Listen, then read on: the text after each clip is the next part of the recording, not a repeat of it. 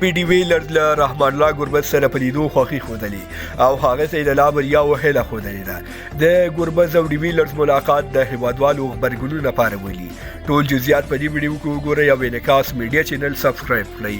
پرون رحمان الله ګربز په خپل انسټاګرام له افسانوي سویلي افریقایي کرکټر اے بي ډي ویلرز سره ګډ انځور خپور کړ او ورسره ولیکل نن مې زیمبابوې ته په لاره د خپل خوښې لوبغاړي اے بي ډي ویلرز سره ولیدل. خوښ یم چې هغه مې ولیده. ډي ویلرز هم په ایکس د رحمان الله ګربز پوسټ شیر کړ او ورسره ولیکل زه هم ساسي په لیدو ډیر خوښ شوم. تاسو ته په راتلونکي کې د لا بریا او هیله کوم.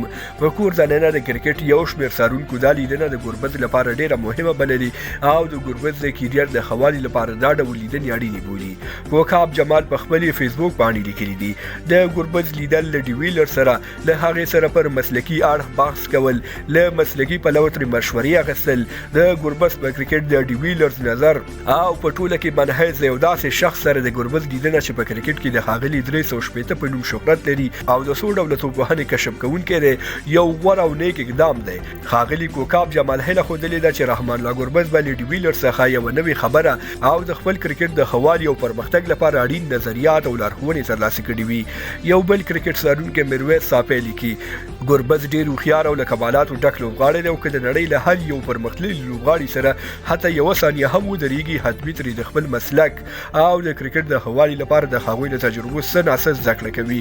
یو شمېر هندي ایکس کارونکو هم د رحمان الله ګربز دا لیدنه ډېره اړینه بللې ده او زیاتوي چې دا ډول ملاقات به ګربز د نړیوالو توپوهونکو په منځ کې ودروي.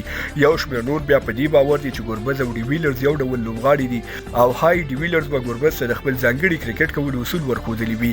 دا ځکه چې ګربز د ډي ویلرز ایډیال دی او ډي ویلرز بیا په تیر کې ویلي دي چې نن سبا زه د ګربز له توپوهنې ډېر خوند اخلم. تاسې په دې اړه څه ویل لرئ کمنټ کې ولیکئ. له ملتیا مو نړۍ مننه. تر بیا ښې چارې ښه وختونه.